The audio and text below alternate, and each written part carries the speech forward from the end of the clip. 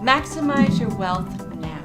Yes, in business, finance, family, and lifestyle. Think about it. As a certified financial educator, my whole goal for this program originally was to bring business and finance together with spiritual principles and universal laws.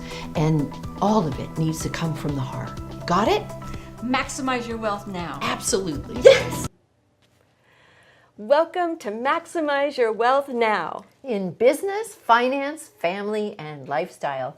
Today we have a great show for you because we are going to be talking about a little bit of coaching to help you out. Let's talk a little bit about coaching since that's my expertise. I just want to share with you that, if you're at a point in your life where you don't know where you want to go, or you aren't clear about the path that you want to take, that's a great time to get a coach, because a coach can help you to go inside and find out what your passion is, find out what your purpose is, and help you to take the steps and create a plan. Just like the money idea, same thing.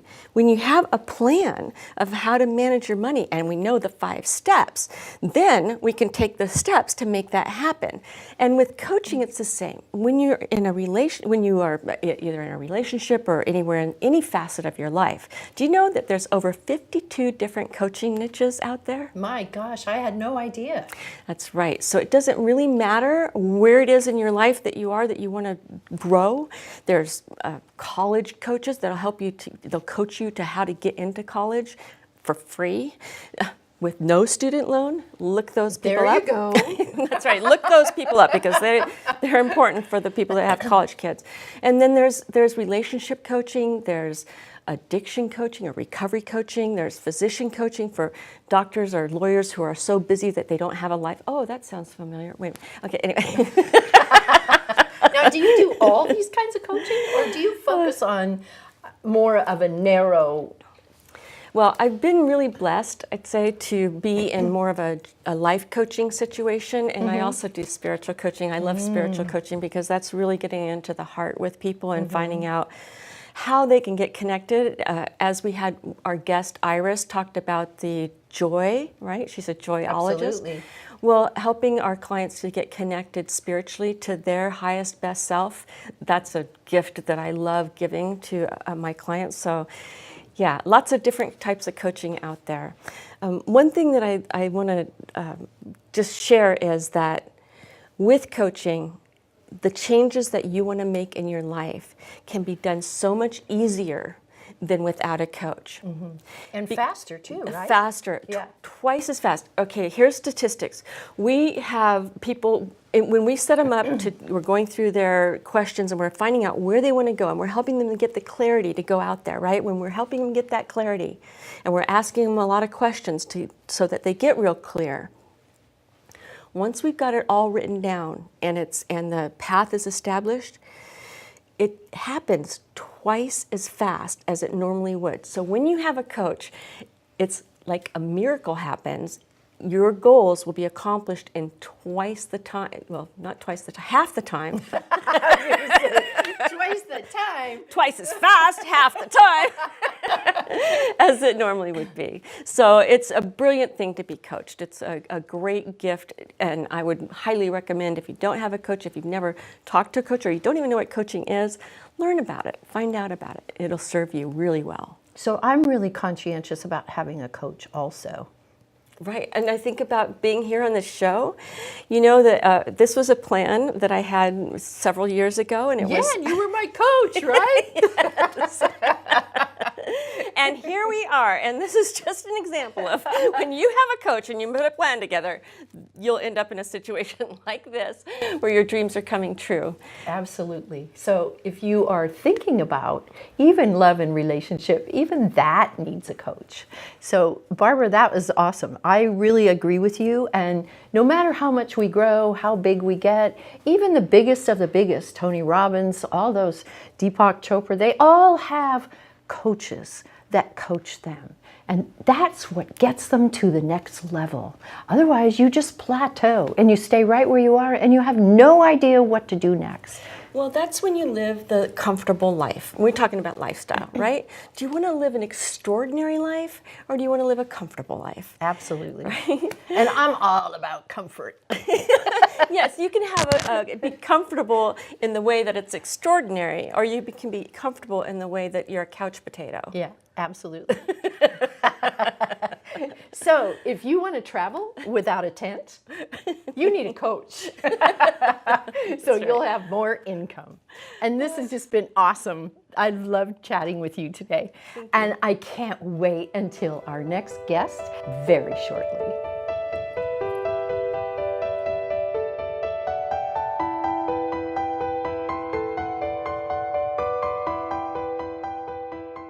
Jason Akatiff is the founder and CEO of A4D, an advertising company that provides solutions to complex online advertising challenges.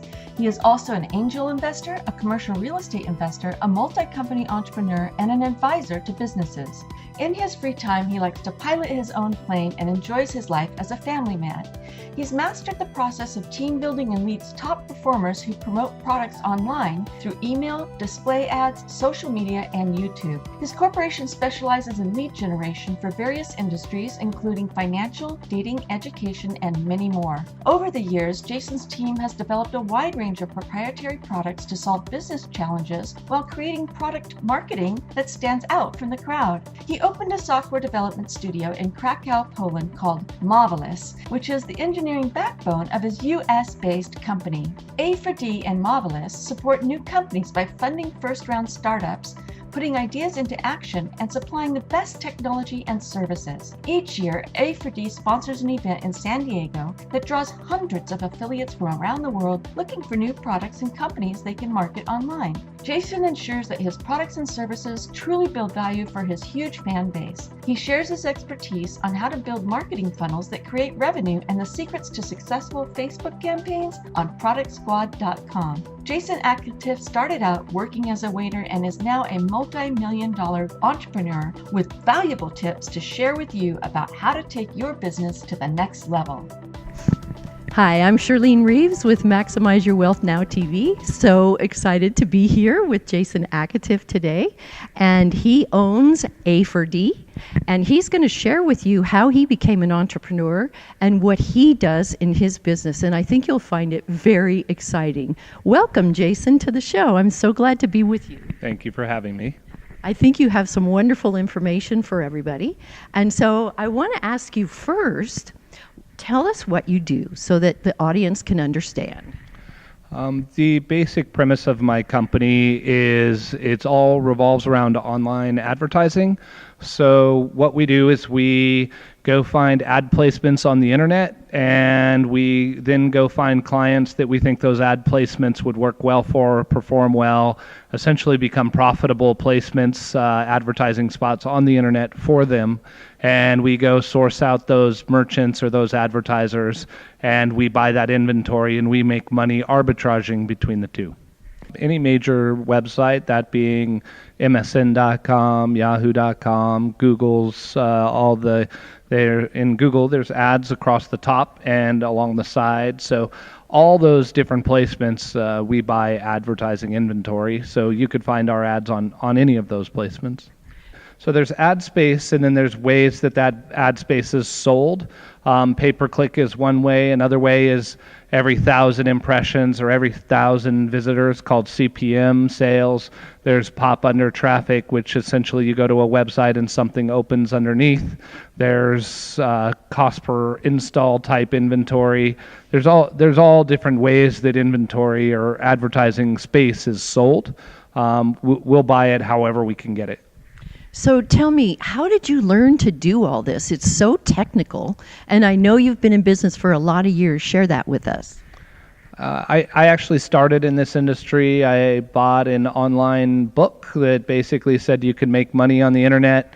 I invested probably, 2 years, a year and a half of time, roughly 14 to 15 hours a day, sitting at my computer 7 days a week. Didn't make any money at all. And then finally, in whatever it was, month 14, month 15, I made about $100,000 that month. But it really was just sitting there, working diligently, focused on figuring out how to make all these pieces fit together and work.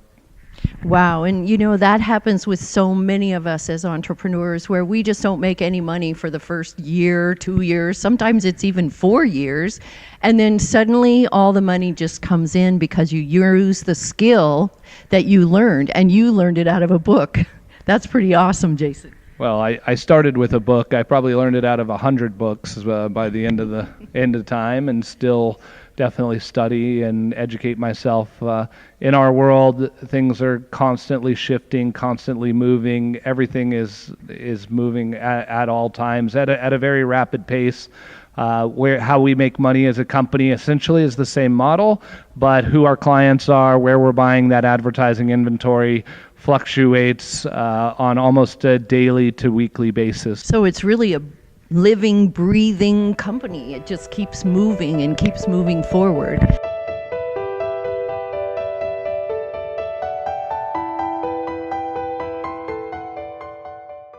We want to give you some clarity on how you can step up and make a difference. Right.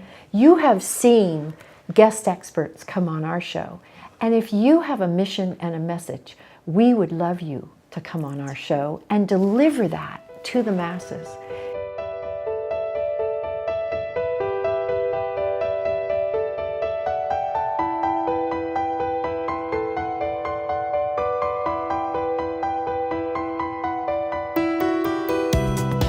And I know you invented a game too. Would you like to tell us a little bit about the game? I'm a big gamer. I've been a big gamer ever since I was a young kid. And so I was thinking one day, I was playing actually Diablo 3 back, before this came out, and I invested a ton of time and I learned to be very good at it, but it was taking time away from my family, that being my wife and my 2 children.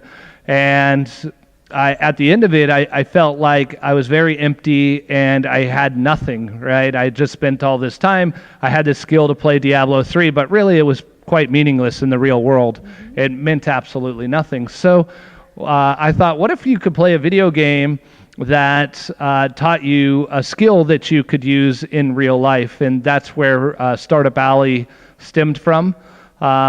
Basically, learning, in my opinion, at its most core is, taking in some information, doing something on trial and error, making course corrections, and iterating small changes to become better at it. And this is exactly what a video game is. The beautiful part of a video game, or any game in life, is failure is actually part of it, and it's fun, right? Like, if you went and played a game right now and you won every single time and you never died and there was no challenge to it and everything was easy, it'd probably be a pretty boring game. Right. So this is much like life, right? Like we go out, we try something, but people have this feeling of failure attached to their self-worth and whatnot, where in a game you don't really have that. It's like you're supposed to lose. It's set up, so it's supposed to be challenging and it's supposed to be hard. For somebody that wants to build a basic skill, in this case it's media buying, if they want to learn a very basic skill and the basics of how it works, it's going to teach you all the general basic mechanics of what's going on, and then from there you can take and kind of build these buckets in your brain of how these things work, and then you can go much deeper onto each facet of this thing, but at least you'll have all the core mechanics of of understanding of how media buying would work in this situation. And hopefully in the future we'll build other games that will teach people other real world skills as well. That's just so awesome. And Jason made so many really good points in what he just shared with you. And one is that I really notice, and I say all the time to all of the people that I work with, there are no mistakes. Mistakes are only stepping stones to success. And that's what Jason just taught you as well. And he's teaching you that also with regard to how he does his business and the game. And I've seen this game. It's very awesome. And you built it all yourself, didn't you? Oh, a team of people built it. I definitely didn't build it myself. I came up with the initial concept, and I think that's that's definitely a story of lots of failures and learning and hiring the wrong people and managing processes the wrong way. And building that game has taught me how to build a product. And what took me probably roughly $1.5 million and 3 years worth of time and many different employees involved, now I could probably build in 6 months. But it was a learning process to figure out how all that stuff worked, and a very expensive one at the end of the day. Yeah, and we all have that problem, right? We have all these mistakes that we make, and they're always expensive, and sometimes we really kick ourselves for what we do, but it's not our fault. We only know as much as we know at the time that we're doing it. So we have to give ourselves a little break, and then like Jason just said, how to move forward much better because you've already learned all the mistakes and paid all the money. I know I've done that too. So Jason, you have an office here in San Diego, and that's where we are right now. It's really exciting for me to be with him. And you have an office where else? On another part of the world. My CTO from here was actually from Germany originally, and so we went and opened an office in Krakow, Poland, in order to hire developers. So we manage all of our product development process. The front end, all the design, the concepts, the user stories, which is like a user and the journey that they go through in using the product. It is all developed here. And then all that is taken, turned into small tasks, pushed to Poland. They actually develop all of our products on the back end. We have various other products and companies as well that they work on. So tell me, what really important message would you have for new entrepreneurs starting out, or maybe you might choose to give advice to entrepreneurs that have been around a while and can't seem to get to that next step? I went out and I hired some people that were much better than me at, say, operations, and somebody that was much better than me at sales. And they actually came into the company and started teaching me how to do all these things properly. Before that, I had always assumed that nobody like that would ever work for me. I've pretty much been entrepreneurial most of my life. That being, I started as a waiter, and even at that, it was a hustle to, it was my tables and my section. Granted, I worked for a company, but really at the end of the day, what I made mostly was influenced by how hard I worked and how efficient I was with my time. But I always assumed that anybody that was better than me at a large section of stuff would inevitably just open their own company. And this is not true. Like, there's a lot of people that, they love being employees. They love being part of a team. In order to be a really successful entrepreneur, in my opinion, you have to be okay with risk, right? You have to be okay with spending a bunch of money, taking a ton of risk, being okay losing that money, picking yourself up again, rebuilding, doing it all over again, over and over, no matter how many times it takes. This company has been in business since 2008, and we've fallen on our face probably 3 or 4 times. You hope your company looks like this, but our company looks like this, and then like this, and then like this, and then even lower, and then even higher, and then even lower. And these lows are, as a company, we're losing money. These highs, as a company, we're making a tremendous amount of money. And our business is very unstable from that sense. So, it's that ability to go, okay, well, we were making all of our money with this. How are we going to reinvent and pivot and become a better company moving forward? So, number one would be going out and if you're going to hire, if you want to build something, go be realistic with what you're good at. I mean, my skill sets is I'm very good at networking. I have a very high tolerance for risk. I have a passionate desire to build something much bigger at all times. And I have a super passionate desire to understand how everything works, like just digging in. But that's really all that I'm very, very good at. Everything else, I try and go hire somebody that's much better than me that can bring that asset into the organization and is going to make us a better place and build our growth. So at least for me, that's the most important thing, I think. For the single entrepreneur that's just by themselves, I watch people and they jump from here to there and they don't have focus.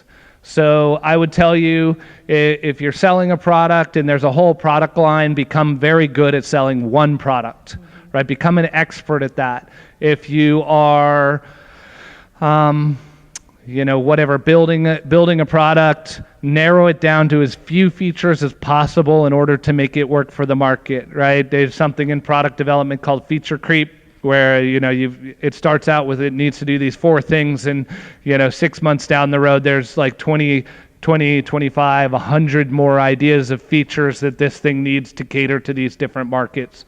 Keep your focus as narrow as possible and just try and get those successful wins off the bat, putting that one step foot in front of the other.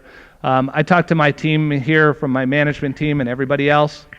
I have my vision personally on 2 places.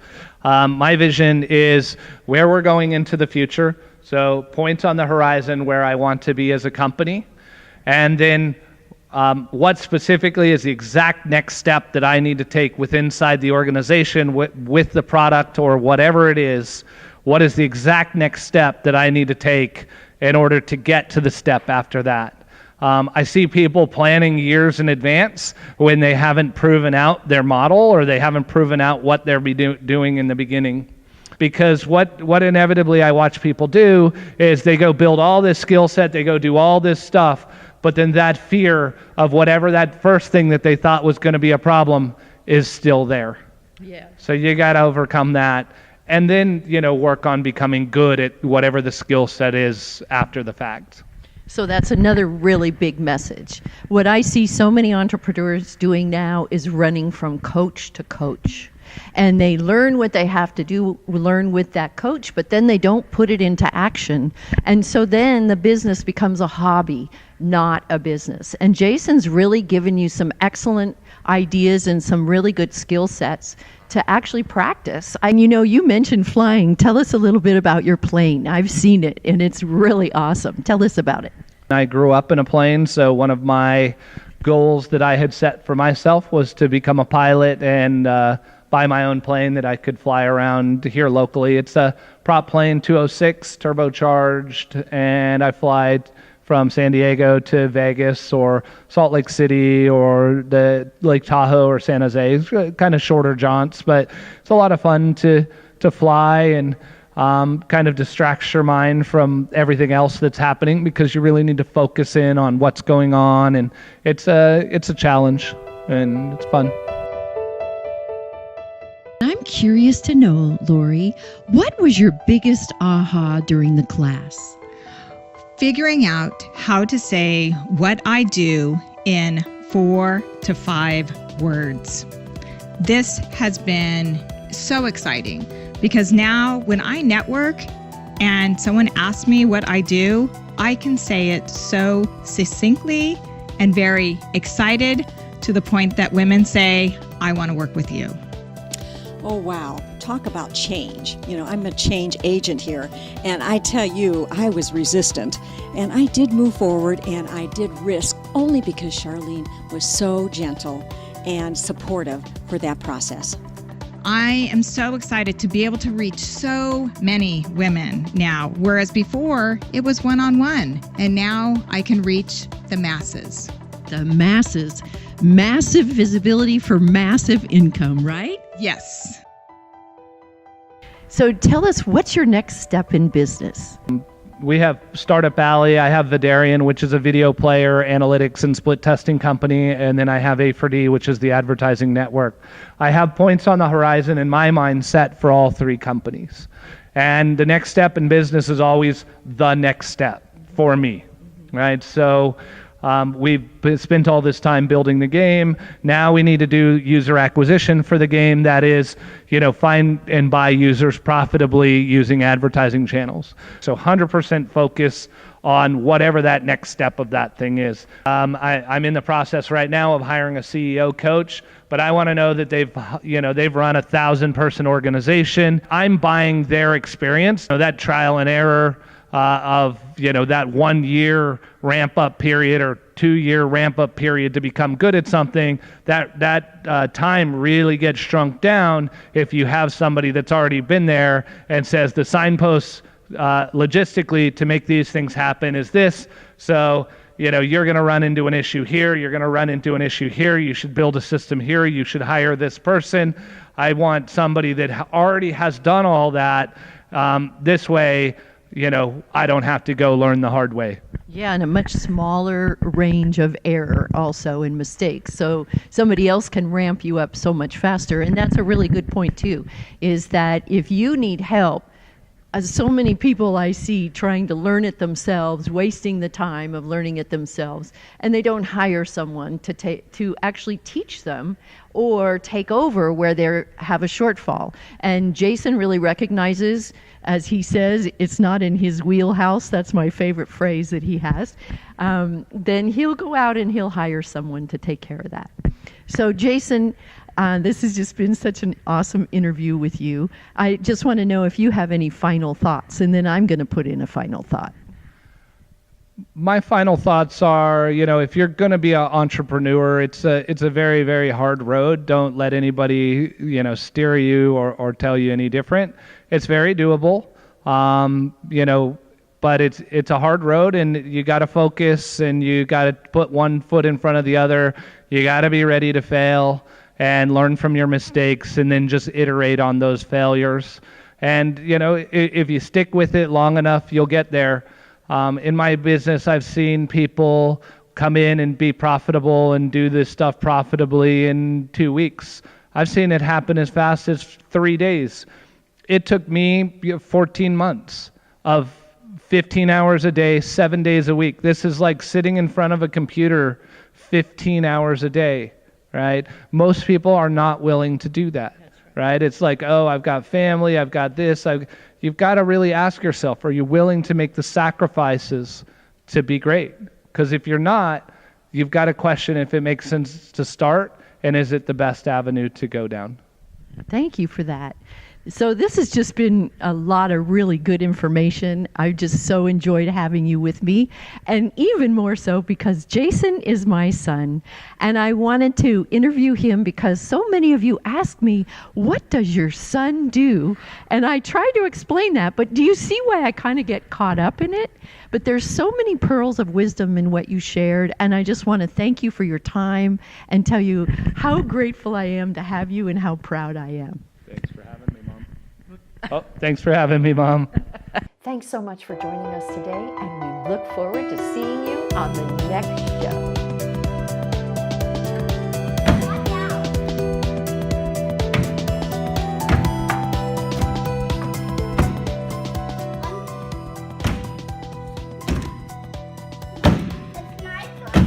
You boys getting it? Taking that wall out?